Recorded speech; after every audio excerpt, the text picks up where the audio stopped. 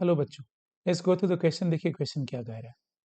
In an experiment to measure the internal resistance of a cell by a potentiometer, it is found that the balance point is at a length 2 meter when the cell is shunted by 5 ohm resistance, and it is a length of 3 meter when the cell is shunted by 10 ohm resistance.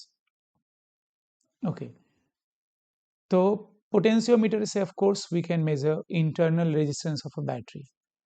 तो ये potentiometer का mother circuit है जिसमें wire A B is the potentiometer wire. ये EMF E naught है, इसका resistance R not है। यहाँ पे हमारे पास एक अननोन ईएमएफ की बैटरी है, अननोन इंटरनल रेजिस्टेंस की बैटरी है। तो this EMF is unknown to us, this internal resistance is unknown to us. And यहाँ एक गैल्वेनोमीटर है एंड यहाँ एक स्लाइडर है, जॉकी जिसे हम लोग कहते हैं।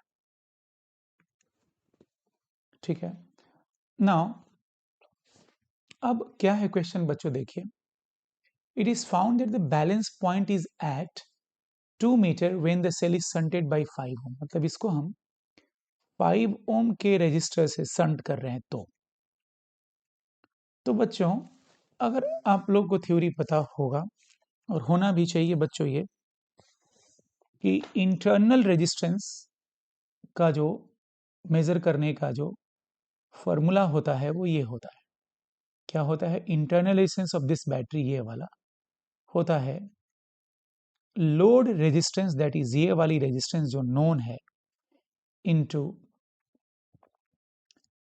L1 by L2 minus 1, where L1 is the length when it was not shunted and L2 is the length when it was shunted. Please इस बात को ध्यान से याद रखना है और याद होगा भी आप लोगों को बच्चों। तो L1 is the length, L1 क्या है? L1 is the balance point जब ये रेजिस्टेंस नहीं है, मतलब जब ये EMF केवल मेजर हो रहा है। तो L1 जैसे मान लो कि यहाँ पर एक स्विच ले लेता हूं मैं, देख लो बच्चों, यहाँ पे एक स्विच ले लेता हूं, रुक जाओ।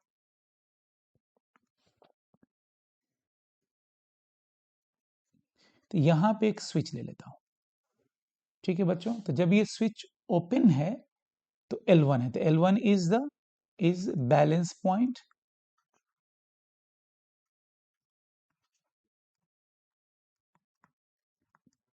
When switch is open.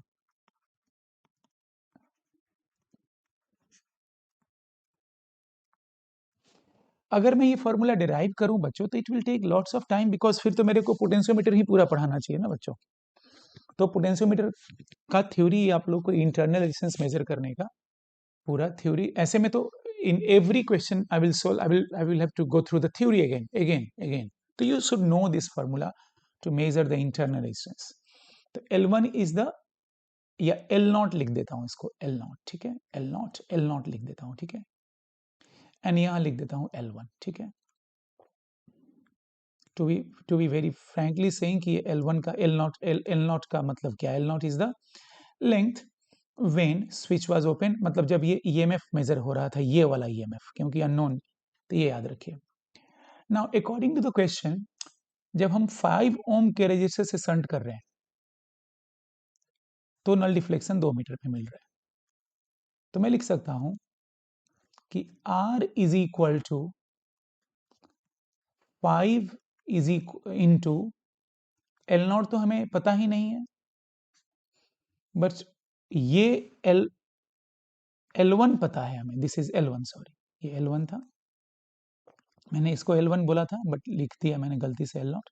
अब देखेंगे, इसको L1 बोला था मैंने, मतलब आई मीन मैं ये कहना चाह रहा हूं कि L नॉट उस समय की लेंथ है जब स्विच ओपन है और ये बैटरी शंटेड नहीं है, और L1 उस समय की लेंथ है जब स्विच क्लोज्ड है, ठीक है। Now when the switch is closed, I mean, और when it is shunted by a 5 ohm resistor, तो यहां देखिए 5 ओम, यहाँ पे ये 5 ओम, L नॉट, एंड ये हो गया है 2 metre minus 1. Say this is equation number 1. Now when it is shunted by a 10 ohm resistor, null deflection मिलता है मेरे को 3 मीटर पे। तो again I will write R is equals to 10 into L naught upon 3 minus 1, because ये तो fix quantity है ना बच्चों, L नॉट तो फिक्स क्वांटिटी है, क्योंकि L नॉट तो तब मेजर हो रहा है जब स्विच ओपन है, मतलब शंटिंग है ही नहीं। तो हम लोगों को बच्चे इसे सॉल्व करके स्मॉल r की वैल्यू निकालनी है। तो we can equate this to, ऐसा करते हैं इक्वेशन 1 एंड 2 को इक्वेट करते हैं, 1 इज इक्वल टू 2 इक्वेट करते हैं, तो आई will have 5 into L not by 2 minus 1 is equals to 10 into L naught by 3 minus 1. This is 5 2s are 10, and this is L naught by 2 minus 1 is equals to 2 L naught by 3 minus 2. तो यहाँ से देखते हैं 2 L naught by 3 minus L naught by 2, तो this is equal to, इसको इधर लाते हैं, तो this is L naught by 2 minus 2 L naught by 3 is equal to minus 1. ठीक है बच्चों, तो this is 3 minus 4, that is minus of L naught by 6 is equals to minus 1, and this will lead us to L naught is equal to 6 meter. ठीक है, now अब क्या करते हैं कि किसी एक इक्वेशन में रख देते हैं, इक्वेशन नंबर 1 and 3.